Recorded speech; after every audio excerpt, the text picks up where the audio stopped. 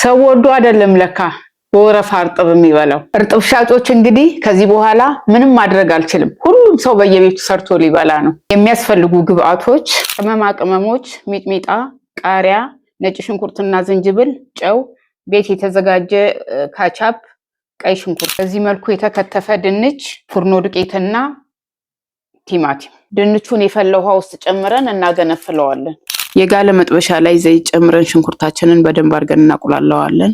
ከዚያ በመቀጠልም ቲማቲም፣ ነጭ ሽንኩርትና ዝንጅብል፣ ቅመማ ቅመም፣ ሚጥሚጣ፣ ጨው ጨምረን በደንብ አድርገን እናበስለዋለን። ያገነፈልነውን ድንች በዘይት እንጠብሰዋለን። የተጠበሰውን ድንች በተዘጋጀው ሶስ ውስጥ ጨምረን በደንብ አድርገን እናብላለዋለን። የእርጥቡን ቂጣ ለማዘጋጀት ጨው፣ ዘይት፣ ውሃ፣ ዱቄት አንድ ላይ አድርገን እናቦካዋለን። ሊጡን በደንብ አድርጋችሁ ካቦካችሁት በኋላ በመዳመጫ ትዳምጡታላችሁ። በመቀጠልም ድሮ ከውጭ ሀገር ባመጣሁት ብረት ድስት ላይ ቂጣችንን በለስላሳ ሙቀት እያገላበጥኩኝ አበስለዋለሁ። ያወጣነው ቂጣ ላይ አቮካዶን እንቀባና በላዩ ላይ የተዘጋጀውን ድንች አድርገን ከዛ በላይ ደግሞ ቤት ያዘጋጀነውን ካቻፕ አድርገን እንጠቀልለዋለን። የተዘጋጀውን ሮል ቶስት እናደርግና ለገበታ እናዘጋጀዋለን።